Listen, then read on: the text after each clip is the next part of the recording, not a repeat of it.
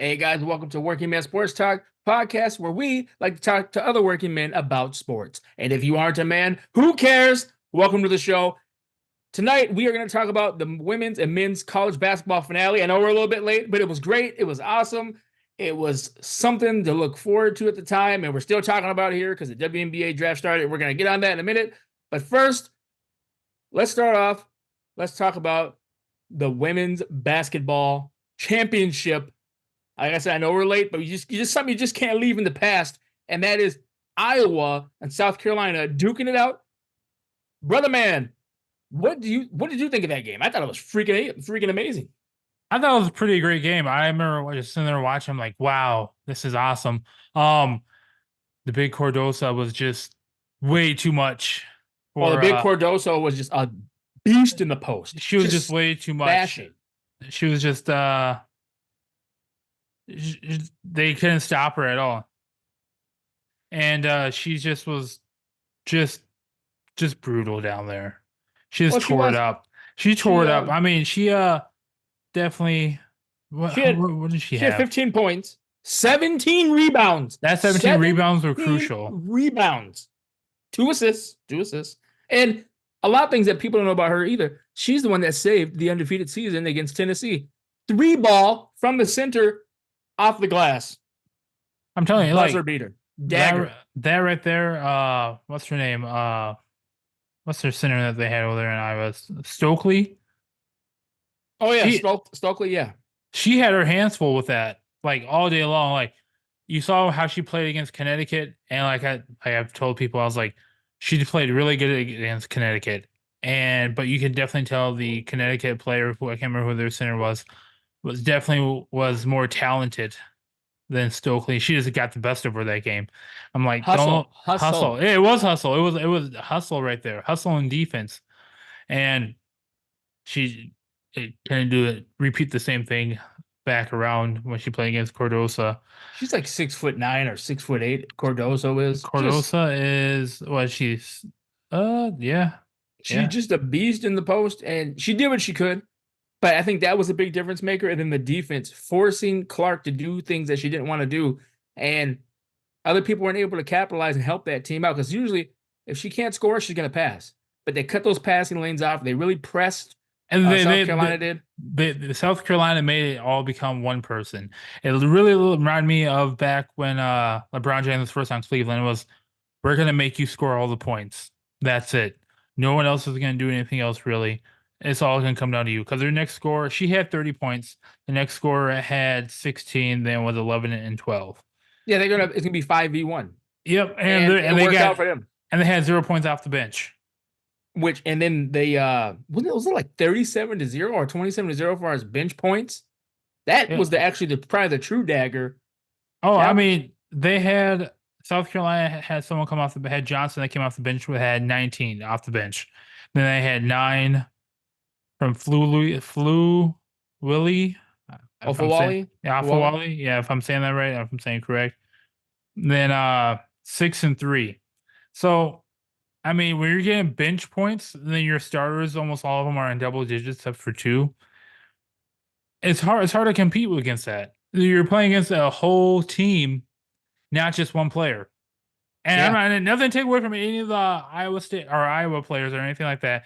They had good games, but I mean, when your bench, you had one person that played 13 minutes off your bench, and the next person that played 5. Everyone else played 0 off your bench. You have 3. You have 3 players that played better. Oh yeah, you have 3 players that played 40 minutes the whole game. Yeah, the team was just better, like just better all around overall. And we've seen it, and like it was a great run by Iowa. Oh, it was. It was a great one. I mean, they had to go through some battles to get there, but man, I tell you what, South Carolina was just a more complete team. They were complete. They were ready to go, and they just play basketball better. They do, and Iowa was outcoached. Yeah, they're outcoached, outmanned, outwomaned. Yeah, outgunned. It was just like one of those type of things that they at the end of the day, they couldn't hang. It's true, and 87-75.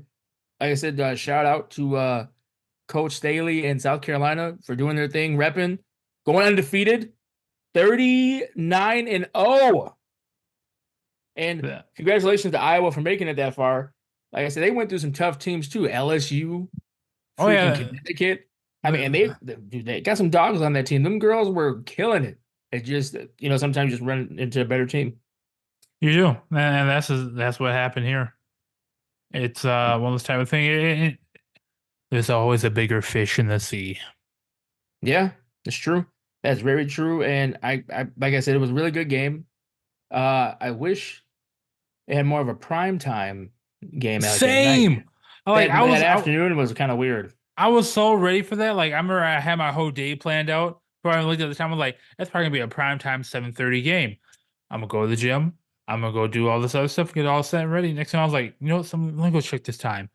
2:30. It's like this is the championship game. Why is this at 2:30? That whole association, the whole college association has to do better. That should have been a primetime game. They do. Sorry. And no, it's cool. It did catch everybody off guard, or at least me. It caught you, and it is what it is. Another person needs a shout out though from Minnesota on the South Carolina team, Tessa Johnson. No, she put up 19 off the bench. She came up 19 points off the bench, 4 rebounds, 1 assist off the bench, and she led the team in scoring. She led the team in scoring. Minnesota repping. That's what I'm talking about. I didn't even know we had a player on that team. She should be here playing for the Gophers. Should be. No, I'm just kidding. Look, she's winning championships. She got one of the best. She has the best women's coach right now. Maybe she'll come here. Maybe now she knows how to win a championship. She'll hop in the transfer portal and come back to Minnesota. That's not happening. I'm like, Minnesota, this one's for you. That'd be awesome, but it's gonna take more. Fantastic if that happened. But yeah, it's gonna take a hell of a lot more than that. But I'm gonna say this though. Women's Gophers made it to the NIT championship. Women's Gopher basketball team. Hey. No one gives a damn about the NIT, okay? People watched it. No, because basketball is basketball. But right now, the only thing that care to anyone, dude, wait. No. We're talking about Minnesota basketball right now. Was there a big bracket tournament for the NIT? I'm sure there was a challenge somewhere. Was it hyped up? No. Was it hyped up to be the championship of all championships? You know what? In my mind, I was just happy to see a Minnesota team in there. And while we're on top of that, no. Hold on. A title is a title. No, there's no. Okay, so you're telling me participation trophy? So you're telling me participation trophy. You're telling me that the Minnesota State men's and women's that's different. That's a different division. Team. That's different. That's different. That wasn't hyped up. By your logic, it just wasn't hyped up. That's different. That's a different division. Game. Yeah, no. That's a different division. Did you love it when you took your 5th place ribbon home back in junior high? No. Yeah, same thing. Different tournament. Different tournament. No. Different tournament. Why would I be happy to go to?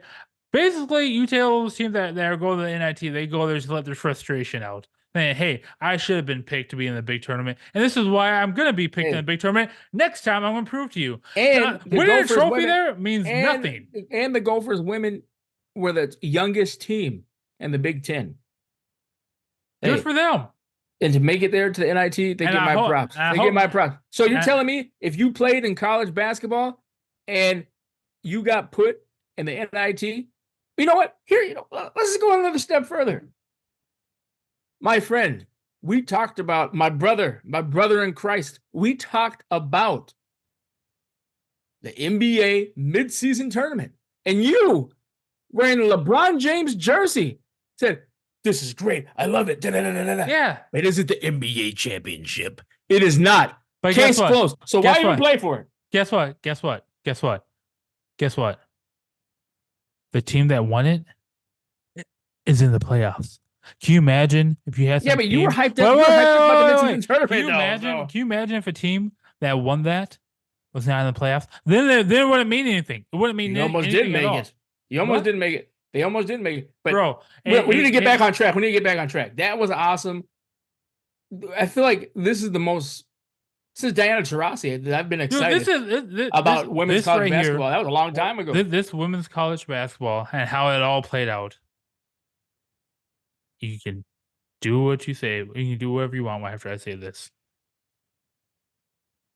It brought back college basketball and how I felt like a kid watching women's basketball. And not gonna lie, like men's basketball, college basketball, it's okay. There's just too much one and done. There's no one that wants to too much one and done. I'm gonna play one season. I'm going to the NBA. There's too much of that going on in the men's basketball, college men's basketball. The women's, you have people that are saying, "Hey, we're going to build a team, and then we're bringing more pieces in to build this team." That's what South Carolina did. Yeah, but some of those girls had eligibility left, and they went to the WNBA now. Yeah, but I'm saying so they played 2 years. Yeah, 2 years. Hey, 2 years and you win a championship. A lot of these guys played 2 years. No, 3 years. The women, yes. Talking about the guys too. No, they don't. How many years did Zion Williamson play when he played for the Duke? 1. Damn. He wanted to come back, and Coach K told him no. Steph Curry. That's a different thing. He played 4. See? So you just can't say it to everybody. No. I know it's not everyone, but these top 5-star recruits are one and done. Look at the kid that just came out of Kentucky. Okay. He was straight ass and the tournament. And this man's going to go declare for the draft. So he struggled the whole season. And just because he's a 5-star recruit, everyone's like, yeah, he might not be able to play at the college level. But the NBA is a different game. So his game probably adapt better to the NBA. But it's but he couldn't compete in college. Well, I'm gonna say this. And you play the reason why there's more one and done 20+ minutes a game. The reason why there's more one and done is because that dough is a lot bigger than the WNBA dough. If you're gonna get a $20 million, $30 million contract, and your knee could get kicked out in college, would you leave? Because I can tell you right now, if Caitlin Clark was set and all those other girls, Angel Reese and Cardoso and all them had 12, 15, $30 million contracts or more, they wouldn't be staying there at South Carolina. They'd be gone. Yeah. So that's the difference. It's not about the team anymore. But guess what? It's growing. It's like what's his face? Coach Calipari. I think did I say that right? Yeah. Calipari. Yep, he's gone now. But he was like, Arkansas. Yep, he was at Arkansas. He was sitting there talking to media. He was like, "Yep." So today I addressed the team. There is no team. One guy. They had one guy. One guy. One guy was on the roster, and he'll get more people in. He'll get more people. Oh yeah, he definitely will. But I'm saying, everyone that was on that team either went to put their name in the draft or transfer portal. Dude, it's all about that money now. They're making some serious dough, bro. We got to move on now to the men's basketball. That was a fun ride, though. Dude, North Carolina State just plowing through teams. I already knew Purdue was going to get beat down because their guards cannot compete with Connecticut's guards. No, that was just... and people say, well, Zach Edey didn't do enough. The guy had what do you have, fucking 30 points? He went off. I can't remember. I'm trying to look it up here. I mean, he went off. He led the team. What else can a man do? Yeah, I mean, he dropped 37 points. 37 points. How many rebounds? 10 rebounds. 10 rebounds. Oh, that he had assists. He had... Well, that's about all of his stat line right there. But and who was second? Who's second scoring? What was his points? Smith. He had what was he at? He had 12. You're telling me 37 points, then 12 points, 5 points, 4 points, and 2 points. And this is the national title championship game. Hey, I've been saying it for the last 2 years. Connecticut's just that fucking good, though. But I've been saying it for the last 2 years about Purdue. Let Zach Edey do all the work. Because guess what? Purdue don't got any guards that can shoot. Zero. They have zero guards. They have They started 3 guards are in the starting lineup. They were 1 for 7 from 3. Yeah. 14.3%. But there are 3 guards that started, right? So Mhm. shooting guard, point guard, and they threw a small guard and play small forward. But Mhm. they have a small forward. They only hit 1 3 out of that. And they only Mm. took total of 4. Mm. One of their guards went 0 for 5 for shooting. The other guard went 2 for 3, and the other one went 4 for 12. That's bad. So, and I think Zach Edey will probably have a decent career in the In where? NBA. In the In the NBA? NBA. In the NBA. Only if it's in the right system. Yeah. But man, these dudes got their ass beat. This dude put up 37 points. And then you go over here. He had more than half the team's points. More than half. Klingon. I gotta give him some props. I mean, he was outsized. He kind of did his thing with them. 37 points. They did their thing like how South Carolina did. Yep. Make 5 versus 1. Give it to Yep. Edey. Let him just put it in there. Yep. It was just one of those type of things. They just said, hey, Because Zach Edey's going to get his. Caitlin Clark is going to get hers. He's fucking huge. Just put the ball in the post. The guy's going to turn around, dump it right in. Cool. Every time. Every freaking time. And like you look at Connecticut, I mean, they shot horribly from 3-point, but they were 6 for 22. They shot the ball. You know what? When you're doing what they can do, go ahead. Jack up some shots. Because last time I saw, they weren't just jacking up shots. They were jacking up alley-oops. They were jacking up alley-oops going down there. Boom. It would look like some Space Jam type shit. I mean, they ate them up. Boom. Bam. Beat them up and down the court. They put 2 different guys on Edey. One guy fouled out. I mean, they ate them up. I mean, I don't have really much else to say about that game. I mean, that was... I give you props. All right, guys. Well, I thank you for listening to the Working Man Sports Talk podcast. Don't forget to like, comment, subscribe, and you'll hear from us soon. Peace.